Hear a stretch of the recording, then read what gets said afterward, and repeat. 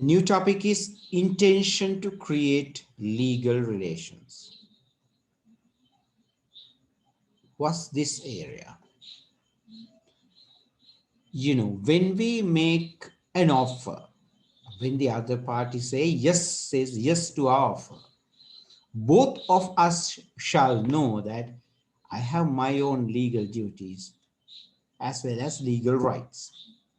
So does the other party. They also have duties by law and duties as well as rights included. If I give an example, when I get into a bus to travel, what are my duties? Okay, pay the amount. Two, not to disturb the others in the bus, not to disturb the driver or the conductor of the bus, not to damage the things inside the bus, to behave reasonably well. So these are all my duties. I should know that if I break them, the law can take action against me.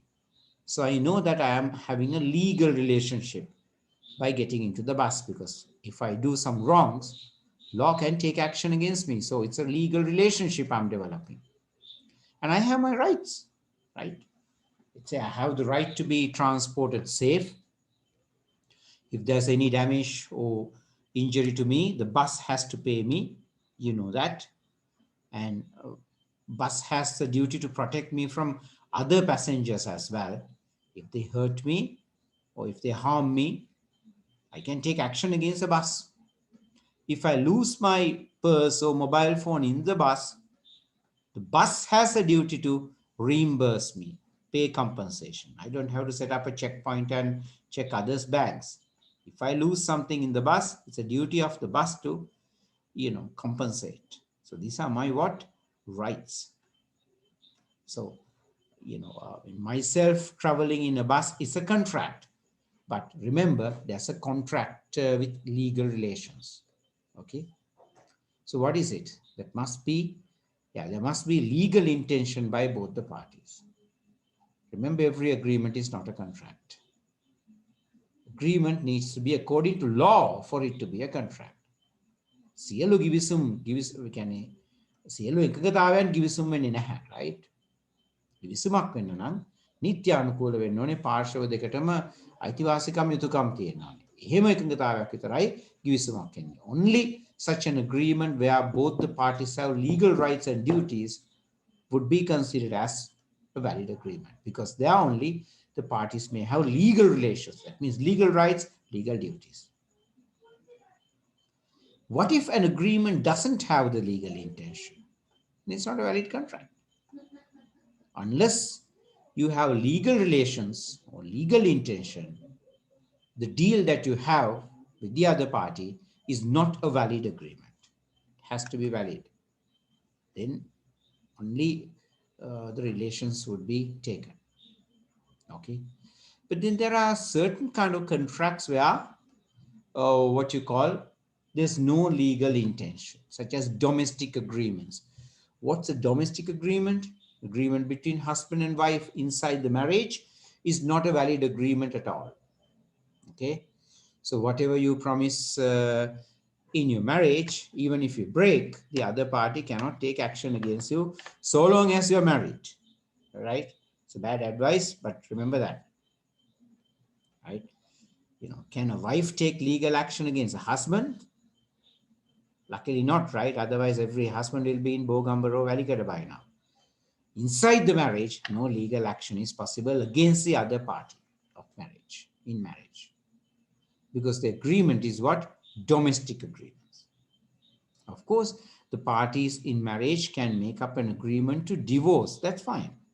That's all right. But you can't make an agreement valid while you are inside the marriage for the purpose of doing things while marriage is on without getting it hurt. Remember that.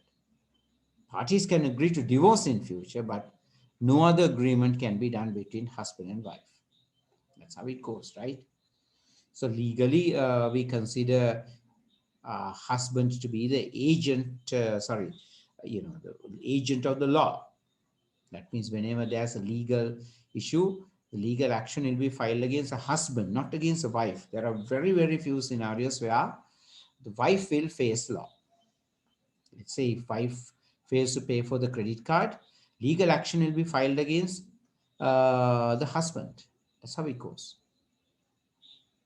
right? Wife may face legal action on a crime, but not civil law related issues. Husband will have to bella the right? Paula Vene. Lazy right? That's how it goes.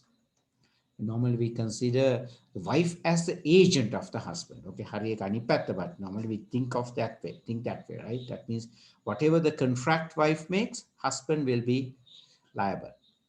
That means wife goes and buys things from a shop and doesn't pay, legal action will be taken against the husband.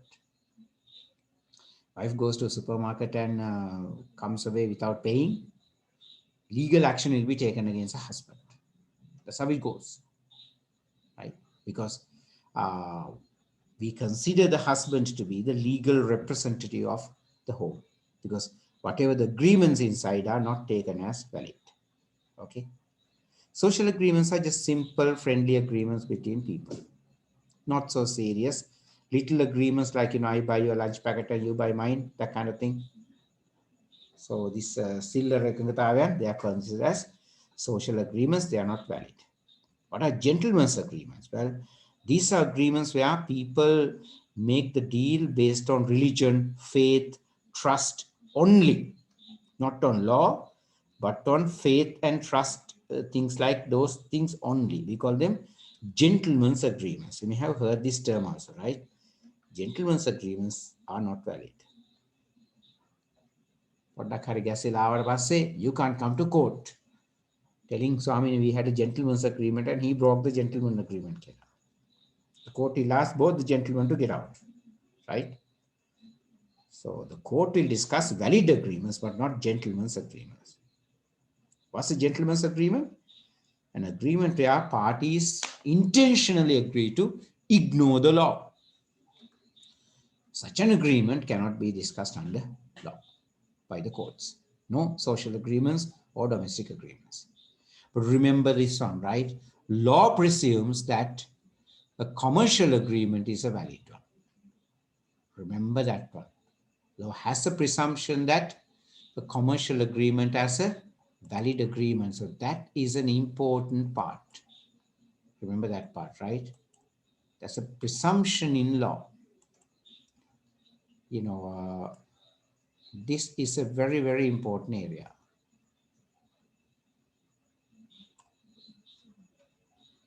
If it's a commercial agreement, the law considers it as a valid agreement.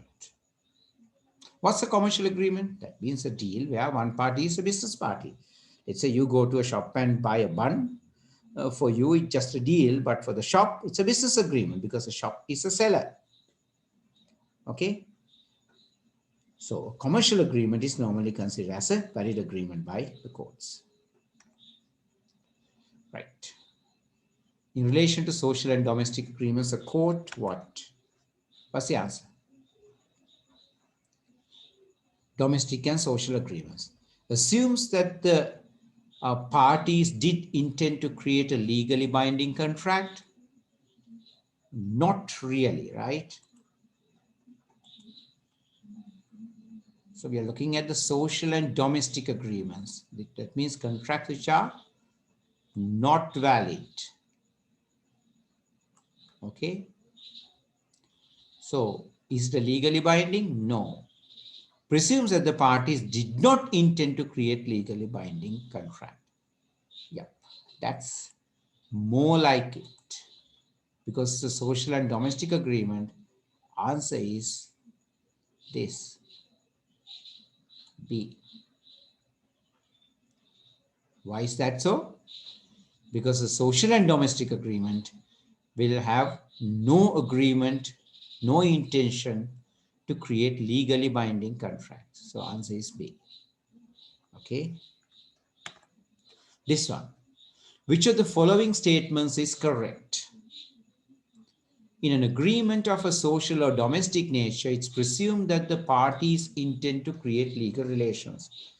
Again, what we learned is what? If it's a social and domestic one, is not a valid agreement. Why isn't that so? because it's not legally binding, right? Gentleman's agreement is not valid because it's not legally binding, valid. So is one correct? In an agreement of social or domestic nature, it's presumed that the parties intend to create legal relations. Definitely wrong, right? So answers where one is an option is wrong. එක තියෙන උත්තර වැරදි. So A is wrong, B is wrong because both have one as the option. Two, in a commercial agreement, it's presumed that the parties don't intend to create legal relations. Is that the one that we discussed? In a commercial agreement, what is it? Parties intend to create legal relations, right? Can you remember the previous one? Here, in a commercial agreement, parties intend to create a legal relationship. That's the answer. So, in a commercial agreement, presume that the parties do not කියන එක wrong. So 1, 2 තියෙන උත්තර වැරදි. ඒ කියන්නේ A wrong, B wrong, C wrong. D the උත්තරේ. බලමු third one. In a commercial agreement, it's presumed that the parties do intend to create legal. Yeah. 3 must be there in the answer. In an agreement of a social or domestic nature, it's presumed that the parties don't intend to create legal relations. Yeah. Social, domestic, no intention, right? So 3, 4 should be there. This is the answer. D is the answer. Got it? 3 is correct. So is, yeah, 4. That's how it goes, right? So take a look, please, what you've done.